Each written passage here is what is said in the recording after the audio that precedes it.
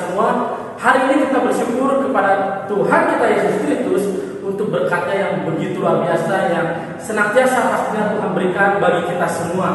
Hari ini kita dalam keadaan sehat, dalam keadaan kuat, diberikan kemampuan, terlebih sukacita, itu semua atas penyertaan Tuhan yang senantiasa Tuhan berikan dalam kehidupan kita, sehingga pada saat kita menjalani kehidupan kita bisa melewatinya dengan penuh ucapan syukur. Hari ini kita mau belajar firman Tuhan, tentunya ya, yang mana kita ketahui bahwa firman Tuhan adalah dasar, adalah fondasi bagi kehidupan setiap orang-orang percaya menjalani kehidupan di tengah-tengah dunia yang penuh dengan kegelapan ini. Tentunya kita mengetahui banyak sekali dorongan-dorongan dari dunia ini yang tentunya mengajak kita untuk melakukan hal-hal yang berhubungan dengan dosa. Oleh sebab itu kita sadar penting bahwa dalam jalan hidup ini agar kita mampu melewatinya, kita perlu firman Tuhan sebagai dasar kehidupan kita. Hari ini kita mau belajar firman Tuhan sesuai tema yang diberikan, yaitu mengenai tentang hal mengampuni, yang diambil dari Kolose pasal 3 ayatnya yang ke-13. Tapi sebelumnya kita bersatu dalam doa terlebih dahulu. Kita bersatu dalam doa.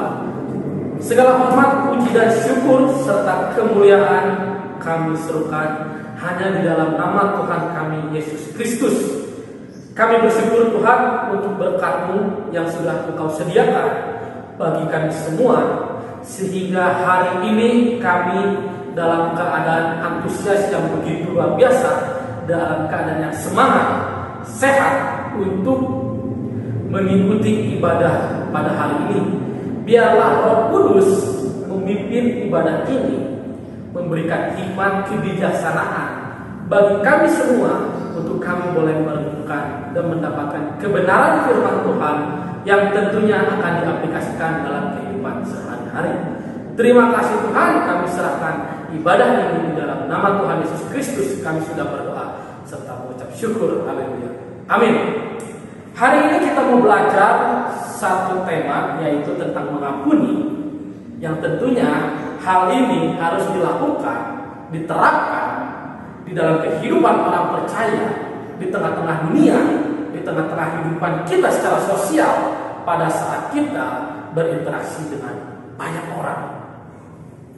Kita ini adalah makhluk sosial, artinya kita memerlukan hubungan dengan orang lain. Nah, pada saat kita melakukan hubungan interaksi dengan orang lain ini atau dengan sesama kita, seringkali ada hal positif maupun hal negatif yang tentunya kita akan terima. Nah, ketika hal positif yang kita terima, tentunya kita akan mendapatkan sukacita yang begitu luar biasa. Kita gembira, kita senang, karena hal positif ini tentunya pasti kita sangat senangi. Tetapi ketika hal negatif yang kita terima pada saat kita melakukan hubungan sosial kita, tentunya ada sekali kesedihan, kepedihan yang biasanya bisa kita rasakan ketika hal-hal negatif kita terima. Nah, pada saat ini kita mau belajar tentang mengampuni. Bagaimana ketika kita melakukan hubungan sosial, ada seseorang yang melakukan suatu hal yang mungkin membuat kita sedih, membuat kita khawatir, membuat kita rugi, dan timbul suatu amarah dalam diri kita. Tetapi kita mau mematikan amarah tersebut dengan kita mau merendahkan diri kita dan menerapkan kata mengampuni kepada sesama kita, karena kita mau percis bahwa ini pengajaran firman Tuhan yang tentunya kita pelajari dan harus kita hidupi dalam kehidupan kita. Kita buka dulu Alkitab kita dari Kolose pasal 3 ayat yang ke-13. Saya akan bacakan kita semua. Kitab Kolose pasal yang ketiga ayatnya yang ke-13 berkata, sabarlah kamu seorang terhadap yang lain, dan ampunilah seorang akan yang lain apabila yang seorang menaruh dendam terhadap yang lain. Sama seperti Tuhan telah mengampuni kamu, kamu berbuat jugalah demikian. Inilah ayat acuan yang bisa mendasari kita untuk mau melakukan atau menerapkan kata mengampuni ini di dalam kehidupan kita dengan sesama kita. Dalam pasal ini, Rasul Paulus menjelaskan tentang nasihatnya kepada orang-orang yang dia sedang layani untuk mengedepankan rasa saling mengasihi atau berbelas kasihan antar sesama. Artinya apa? Ialah artinya setiap orang yang dia layani, Rasul Paulus menginginkan dalam praktek kehidupannya bukan saja hanya untuk menghentikan tindakan kejahatan yang dilakukan, melainkan juga belajar untuk berbuat baik kepada semua orang. Intinya, di dalam pasal ini Rasul Paulus menjelaskan bahwa di dalam nasihatnya dia mau orang yang dia layani berhenti untuk melakukan kejahatan, dan setelah dia berhenti melakukan kejahatan, dia akan melakukan suatu hal yang lain, yaitu melakukan hal yang baik kepada semua orang-orang yang ada di sekitar dia, orang-orang yang ada di sekeliling kita. Dan ini juga lah yang akan kita lakukan di dalam kehidupan kita, sesuai dengan nasihat dari kitab Kolose pasal 3 ayatnya yang ke-13 ini, di mana kita mau melakukan sesuatu hal yang baik di dalam kehidupan kita kepada semua orang. Dan apa hal yang baik itu? Tentunya sesuai tema yang kita pelajari pada hari ini, yaitu mengampuni. Hal mengampuni merupakan hal yang tidak mudah untuk dilakukan oleh hampir semua orang. Ya, tentunya kita paham persis, kita tahu dengan persis ketika manusia yang sejatinya telah rusak karena dosa, kerap kali apa yang dia lakukan dalam kehidupannya melenceng dari kehendak Tuhan, tidak sesuai dengan ketetapan Tuhan. Kenapa? Karena masih ada dosa yang ada di dalam dirinya. Nah, ketika kita melakukan aktivitas kehidupan kita, ada orang yang melakukan kesalahan kepada kita, kita langsung bangkit amarah, sulit untuk mengampuni, rasanya dendam, ingin membalas. Itulah yang biasanya terjadi oleh orang-orang yang masih hidupnya dipengaruhi oleh dunia ini. Tidak mudah untuk mengampuni, kemudian memberi kesempatan yang kedua pada orang-orang yang melakukan kesalahan kepada kita. Ya, sulit kali rasanya ketika ada orang yang melakukan kesalahan yang membuat kita rugi, yang membuat kita sedih, untuk mengampuni dia, bahkan memberikan sebuah hal untuk kedua kalinya, kesempatan kedua kalinya untuk dia dapat memperbaiki kesalahannya. Biasanya hal ini sulit sekali untuk dilakukan. Nah, tapi kita bersyukur pada hari ini kita belajar firman Tuhan, yang mana firman Tuhan mengingatkan kita untuk kita membuang jauh-jauh hal seperti itu. Rasa dendam, rasa tinggi hati, tidak mau mengampuni, itu semua adalah hal-hal yang biasanya terjadi di dalam kehidupan orang-orang yang tentunya belum mengenal Tuhan. Kita sebagai anak-anak Tuhan mendasari hidup di dalam firman Tuhan sebagai fondasi hidup kita. Tentunya kita ikut semua apa yang diajarkan firman Tuhan, dan firman Tuhan mengajarkan kita untuk kita saling mengampuni dengan sesama kita. Itulah yang akan kita pelajari hari ini. Alasan yang membuat kita harus mengampuni, yang pertama, karena Allah telah mengampuni kita.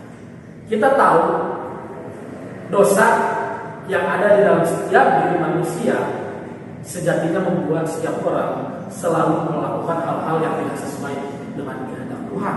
Dan jikalau ini terus-terus terjadi berlarut-larut, kemudian Allah datang lagi ke dunia ini sebagai hakim, yang menjadi pertanyaannya adalah orang-orang yang masih hidup di dalam dosa mau kemana arah tujuan hidup mereka?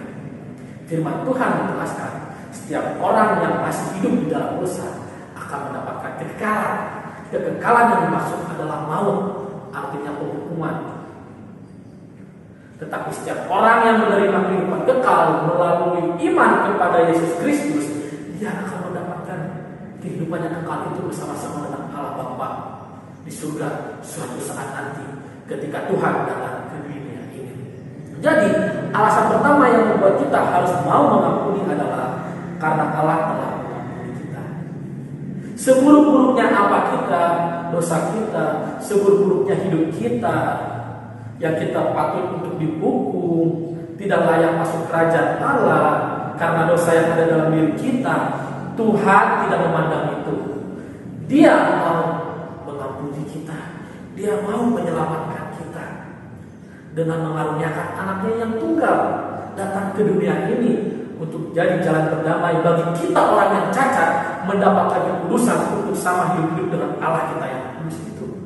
Jadi untuk apa kita masih menanamkan rasa tidak mau mengampuni ataupun rasa dendam dalam diri kita kalau kita sudah lebih dahulu diampuni oleh Tuhan?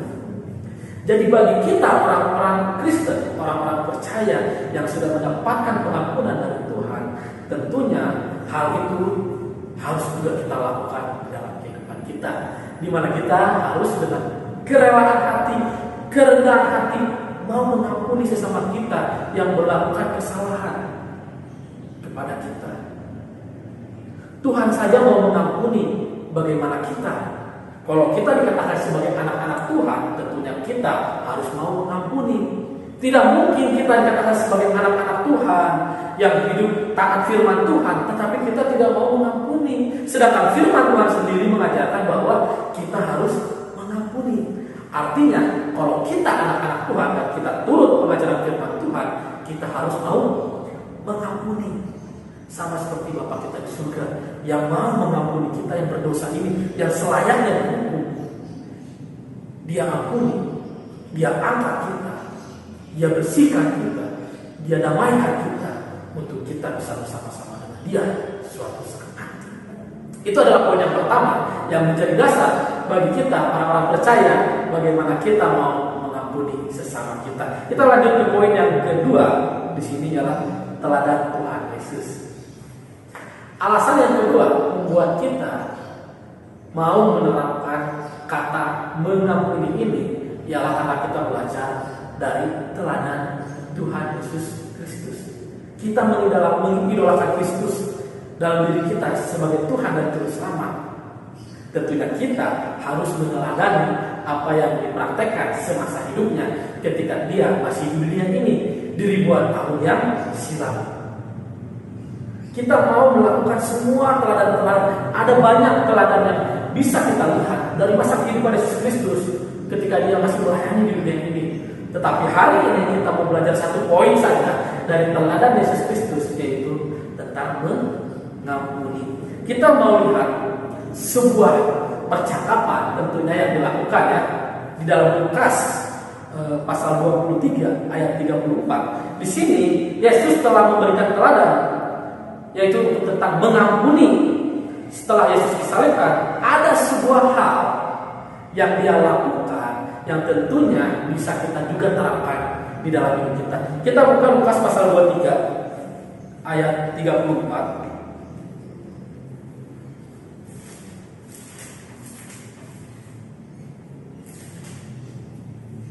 Lukas pasal 23 ayat 34 berbunyi, Yesus berkata, "Ya Bapa, ampunilah mereka, sebab mereka tidak tahu apa yang mereka perbuat." Dan mereka membuang pundi untuk membagi pakaiannya.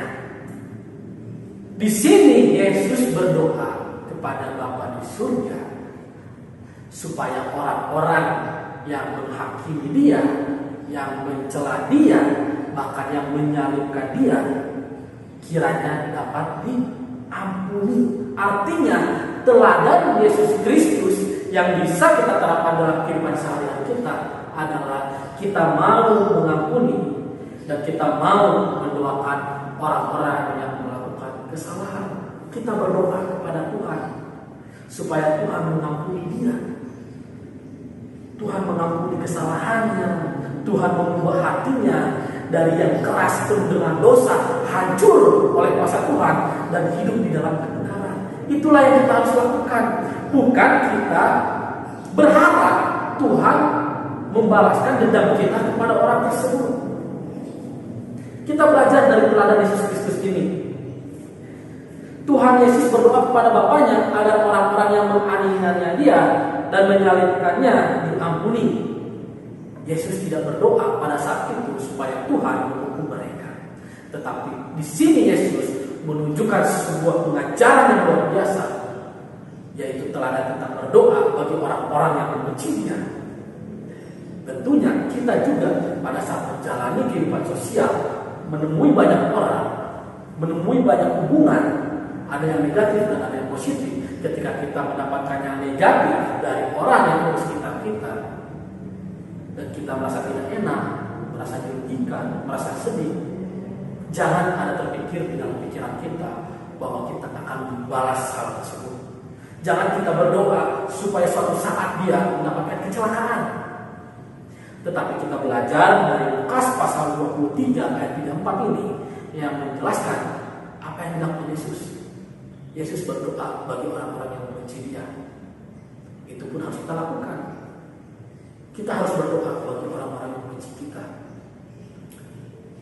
Jangan kita menanamkan apa yang biasa terjadi di dalam kehidupan orang-orang yang tidak mengenal Tuhan. Orang-orang yang tidak mengenal Tuhan pasti sukanya hal-hal yang berhubungan dengan dosa, emosional, berdendam, tidak mau mengampuni. Nah, hal-hal seperti ini harus kita matikan. Kita bangkitkan kebenaran firman Tuhan yang ada di dalam hidup kita.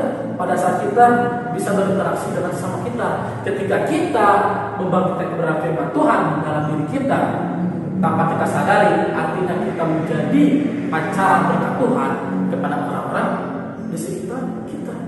Artinya secara tidak langsung kita juga melayani mereka. Dan inilah yang harus kita lakukan. Dengan apa yang kita lakukan, kita berharap harapan besar dalam diri kita. Mereka juga melakukan apa yang kita lakukan, mau mengampuni kesalahan yang terjadi ketika orang lain melakukan kesalahan kepada kita semua. Yang pertama tadi kita sudah belajar, karena Allah telah mengampuni kita, maka kita mau mengampuni. Yang kedua, teladan Yesus Kristus. Kita mau mengampuni karena kita melihat teladan Yesus Kristus. Kita akan belajar yang ketiga, poin yang ketiga ialah jikalau kita tidak mau mengampuni, maka Allah tidak akan mengampuni. Jadi alasan kita mau mengampuni adalah karena kita tidak sepaham dengan ini. Ada orang yang beranggapan dalam dirinya, saya tidak mau mengampuni dia, benci saya sama dia. Nah, hal ini adalah salah. Kenapa? Karena hal ini dikatakan oleh firman Tuhan, tidak mau mengampuni artinya Allah tidak mau mengampuni orang tersebut. Kita ketika kita diperhadapkan dengan orang lain yang melakukan kesalahan kepada kita, kita harus menundukkan hati kita, merendahkan hati kita, menerima nasihat firman Tuhan, yaitu bahwa ketika hal yang tidak menyenangkan dalam diri kita harus terima. Kita mau mengampuni orang-orang yang melakukan kesalahan, orang-orang yang melakukan kejahatan kepada kita semua. Allah tidak akan mengampuni orang yang tidak memiliki rasa untuk mengampuni sesamanya. Yesus pernah memberi pengajaran bahwa jika tidak mengampuni orang lain, maka Bapa di surga tidak akan mengampuni. Dalam Matius 6 ayat 14 sampai ayat yang ke-15 kita coba baca. Matius pasal 6 ayat 14 sampai ayat yang ke-15 saya bacakan.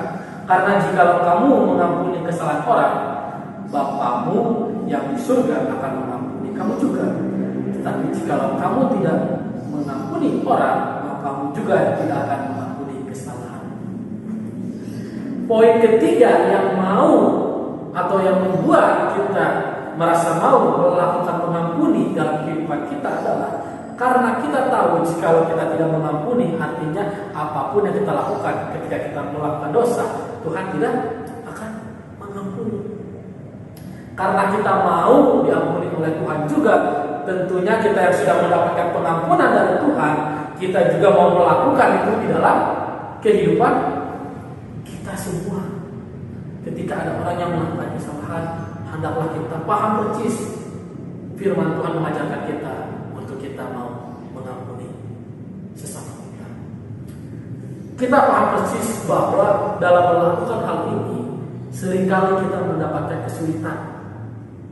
Banyak sekali bisikan-bisikan dari si iblis yang membuat kita untuk sulit menerapkan ini dalam kehidupan kita. Tetapi kalau kita setia belajar firman Tuhan, setia merenungkan firman Tuhan, kita berdoa kepada Tuhan meminta hikmat Tuhan supaya Roh Kudus juga bekerja dalam diri kita, maka kita dimampukan untuk melakukan setiap kebenaran yang ada dalam firman Tuhan. Tentunya salah satunya itu hal mengampuni. Sesulit apapun hal ini kita lakukan, mungkin karena begitu perihnya, begitu sakitnya tindakan orang yang dilakukan kepada kita, hendaklah kita mau menerima firman Tuhan di dalam pengajarannya, supaya kita mau melakukan hal mengampuni ini, membuang jauh-jauh kebiasaan yang biasanya dia lakukan oleh kebiasaan dunia ini. Sebuah pengajaran yang luar biasa yang begitu kita syukuri, yaitu tentang mengampuni dari Kolose pasal 3 ayatnya ke-13 yang kembali mengingatkan kita pada saat kita berinteraksi dengan sesama kita, baik dengan orang yang kita kenal maupun yang tidak kita kenal, baik dengan keluarga kita, saudara dekat, saudara jauh, guru kita, teman kita, ketika ada kesalahan, ada kekeliruan, ada hal yang tidak menyenangkan terjadi, kita jangan langsung berpahit hati, kita jangan langsung menenangkan rasa dendam. Kita berdoa, kita merenung sebentar dalam firman Tuhan, supaya kita mendapatkan pengajaran bahwa ketika kepahitan terjadi dalam diri kita, kita mau mengampuni orang-orang yang melakukan kesalahan kepada kita. Karena kenapa? Karena kita tahu persis bahwa kita sudah lebih dahulu mendapatkan pengampunan dari Tuhan. Dan yang kedua, karena kita mau melakukan teladan yang kita lihat dari Yesus Kristus.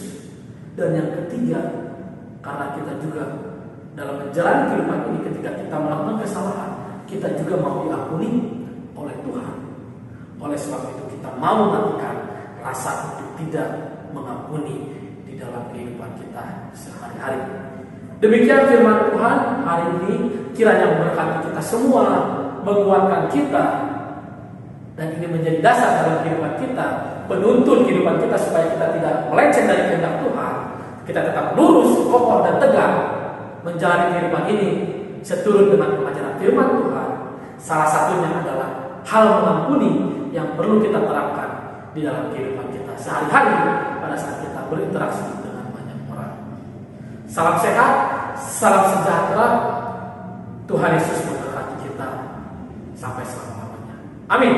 Kita tutup dengan doa untuk firman Tuhan pada siang hari ini. Bapa dalam surga, kami mengucap syukur Tuhan hari ini. Terima kasih.